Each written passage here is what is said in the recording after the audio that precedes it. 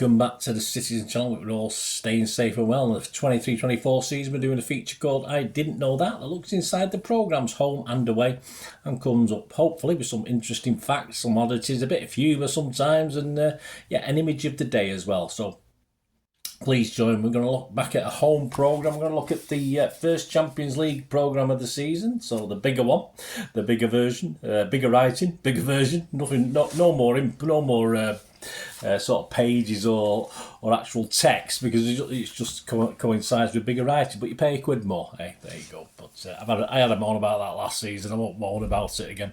So we're going to have a look at the game against Red Star Belgrade, or their other title, which can't remember just at this point in time, for Champions League Group G, match day 1, of course. So we're going to have a look through that. Please, if you are new to the channel, push that subscribe button, push the bell notifications, everything City past, present and forever. And yes, jump on board, spread the word. If you can mention me to your friends. But I do a lot of history stuff, of course, and stuff like this, just little magazine vlogs. So please, if you can get a chance, give us that thumbs up as well. So you can get a subscription for this, of course, so you don't necessarily have to go to the games. I think the first season we did it, I got one for home, but obviously I just end up getting them from the games now. So I just used to have one come to the house, and I used to buy one at the game, but I don't know why I ended up buying two, and my lad used to buy my lad one anyway, so it didn't make a lot of difference. But I've got a few spare ones from a couple of seasons ago anyway. But every programme to your door, 26 issues for £97.50, add £65 for the EU and £80 for the rest of the world. You save about 25p per issue, but don't forget you also save on the Champions League ones, which are a £5. So obviously the league ones are £4, so you do spend that, you do sort of save on that as well. So that's available from www.reachsportshop.com. I think there's also a 12 issue subscription available if you go onto the site, which they don't advertise, but it was there a year or two ago. I'm assuming it's still there. And you can buy other City books and magazines. You can buy them independently as well. Right, so this one here, say we get a bigger programme, but no bigger content. Cost £1 more. 84 pages, 280mm by 210, which is classed as a PA4 format. There you go, that's interesting. Doku's on the cover, of course, with all big ears. I don't mean me. I mean, of course, the Champions League trophy. What didn't you know, or what didn't I know, or what I think you might not know? Some stats from Doku from his French Ligue 1 appearances. Played 29, this was last season. 6 goals, 2 assists. He had 26 shots, 46% on target, not too bad. And 85% pass completion. Hopefully that'll increase playing for City. John Stones was in the head-to-head section. He's some Champions League stats from last year, our successful year, of course. He played 8 times last year. He got 1 goal from 3 shots. He got 1 assist, 430 passes with a 90% completion rate. KDB from 10 things you didn't know about him. Yes, some did, some didn't, but just a couple of things. He could have played nationally for Burundi. Yes, his mum was born there, but obviously it's only ever going to be the Red Devils, as in Belgian guys, wasn't it? And he's fluent, you may know this anyway, he's fluent in Dutch, French and of course English. And Dr. Gary James with City Reflections look back at City's 03-04 UEFA Cup campaign, of course, at the Etihad, or City of Manchester Stadium, it's called then. And yeah, interesting, the crowd, I was there, this one, the crowd of 34,103 at the comms was actually at capacity for the TNS game, for the first game, because the local authority, of course, had limited the crowd, as it was the first competitive game at the stadium. Of course, I think we played Barcelona, hadn't we, in a friendly as well, as there at that one as well. But yeah, so I didn't, looking back at the crowd, I think, oh, that's not a very big crowd, but of course it was because of the restrictions, that was all. And then Elke was our top scorer that season with 4 goals, one of them a penalty. Marc McCarthy in Kitted Out chats about the 77-78 kit, so we're going to go back to that in a minute and have a look at what Marc has to say. What didn't you know about Red Star? Well, they were founded in 1945 at the end of the Second World War. They were almost called Blue Star. I have no significance as to what the difference between Blue Star and Red Star is, but Blue Star would have been a far better name, wouldn't it? Blue Star, Belgrade, that would have been far better. They were the last opponents, of course, to play the Busby Babes before the air crash in 1958. Their all-time top scorer is Bajkowski, 230 goals.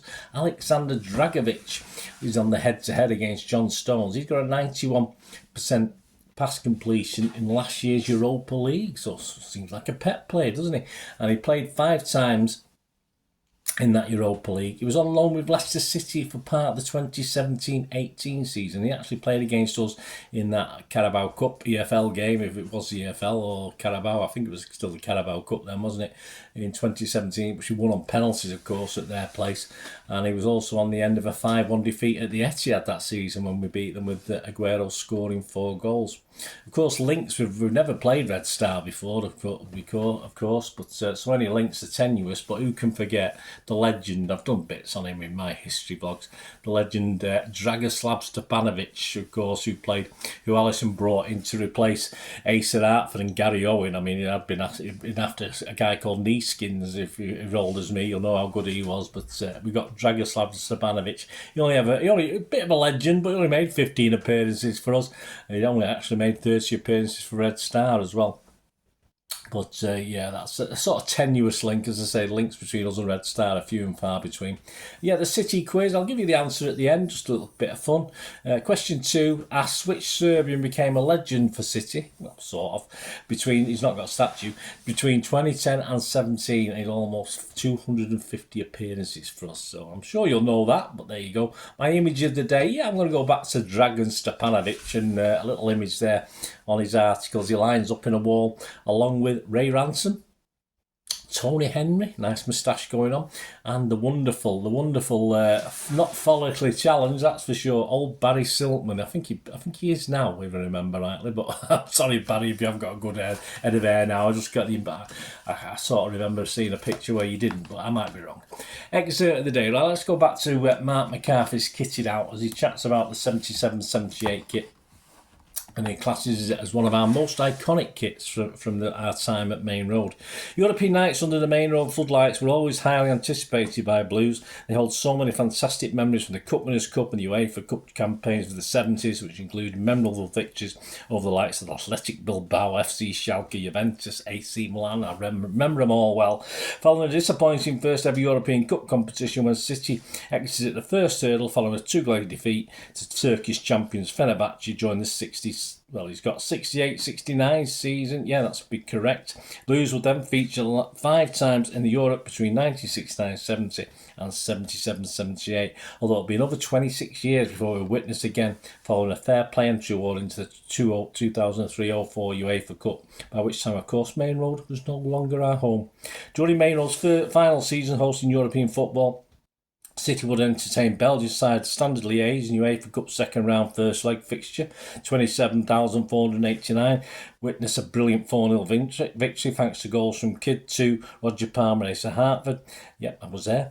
Kidd would certainly leave an impression on Liège right back Eric Goretz. Following City's 2-0 second leg defeat in Belgium, the City striker will swap his number 9 shirt with Goretz, which I was fortunate enough to add to my collection in 2017. When I was contacted by a seller who was dealing with the player's shirt sales, the shirt is a real gem in the collection, mainly due to Kidd's popularity in Manchester footballing circles of both a blue and red persuasion. Following United's relegation in 74, Kidd will spend 2 seasons at Arsenal before arriving at Main Road in July 76 for a reported 100,000. He would appear 98 times for the Blues, scoring 44 times before departing for Everton in March 79. Kidd retired from playing in 84 following a 2-year spell playing in the States.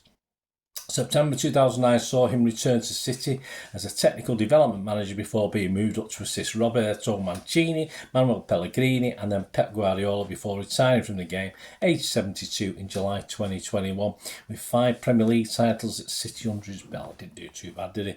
The coat of arms badge appeared on our shirts for the 5 seasons running before we switched back to a circular crest for the start of the 81-82 campaign. This was also the last season without a shirt sponsor, with Saab appearing on our shirts from 82-83 to 83-84. Kidd's short sleeve number 9 was also in the first season. The full open Umbro logo appeared on the sleeves, with shirts being made available to the players in both long and short sleeve options. The Umbro logo would also be embroidered for the first time during the season, with the manufacturer opting for a striking larger logo from 78-79 campaign, when the shirt's material was also changed from 100% cotton to 100% nylon. There you go. My thanks to Marc McCarthy. A little piece on kitted out there from the programme. Very, very interesting. as ever. Not a bad programme. It's obviously the European one slightly differs content-wise to the league ones, but sometimes they don't have Marc or Gary James. But fortunately, they're in this one, so that's good. That's a good sign. Perhaps that's a sign for the rest of the season as well. Before we go, guys, the City quiz answer, of course, you probably knew it, didn't you? Question 2 was, which Serbian became a legend for City between 2010 and 17 with almost 250 appearances? Of course, it can only be Mr. Alexander Kolarov, can't it? Can't be anyone else.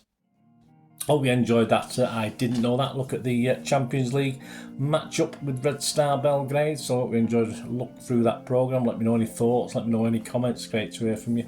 And until we meet again, I ask one thing, don't I? Please stay safe, Blues. Come on, City. Bye for now.